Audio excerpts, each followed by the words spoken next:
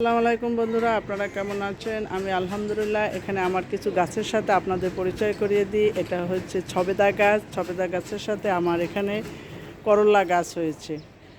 সবজির খোসা দেওয়ার কারণে কিছু কিছু গাছ এমনিতেই হয়েছে। এটা হচ্ছে মালটা গাছ, এটা আম গাছ, এটা পলি পেয়ারা। সব জায়গায় করলা গাছ হয়েছে যে সবজির খোসা থেকে। এই যে একটা ফুল গাছ, এই যে দুইটা বেগুন ধরছে আমার গাছে, এই যে দুইটা বেগুন ধরছে গাছে। এগুলো সব মরিচ গাছ। এখানে দুইটা বোম্বাই মরিচ গাছ আছে, ছোট বাচ্চা হচ্ছে। ফুল গাছ একটা, এই যে এখানে তুলসী পাতা ফুল গাছ, এই যে সবগুলো তুলসী গাছ।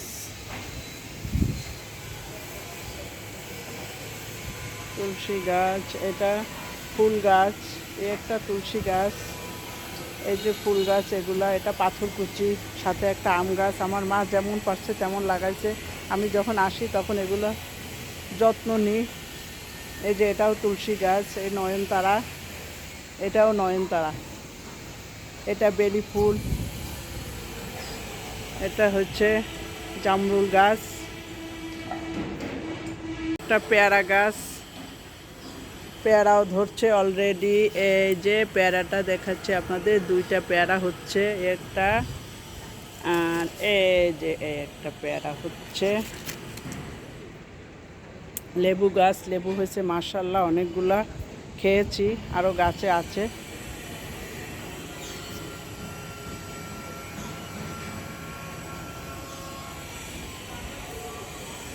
এখানে আমার একটা জবা ফুল গাছ আছে, জবা ফুলে গাছে ফুল ফুটছে।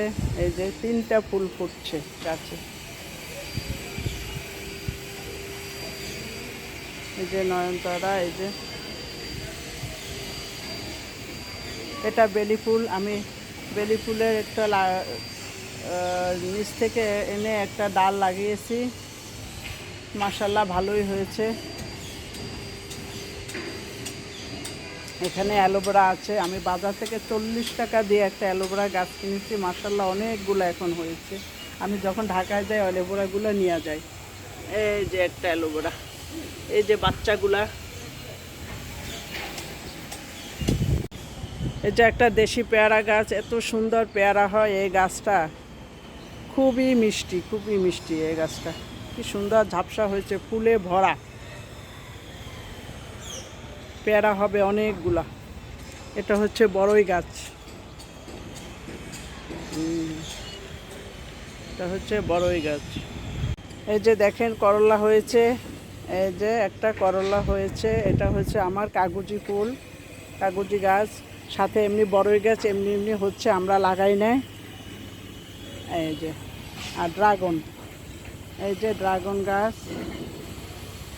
মাধবী লতা।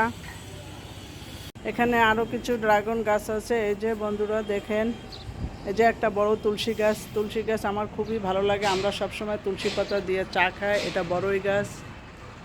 এই যে ছোটোখাটো আমার একটা বাগান। এই যে দেখেন এমনি এমনি একটা গাছ হয়েছে তুলসী গাছ। এই যে যখন পানি দিই খুবই ভালো থাকে গাছটা, পানি না দিলে শুকিয়ে যায়। তো আমার বাগানটা আপনাদের কেমন লাগছে সবাই কমেন্ট করে জানাবেন। সবাই ভালো থাকেন বন্ধুরা, খোদা হাফেজ।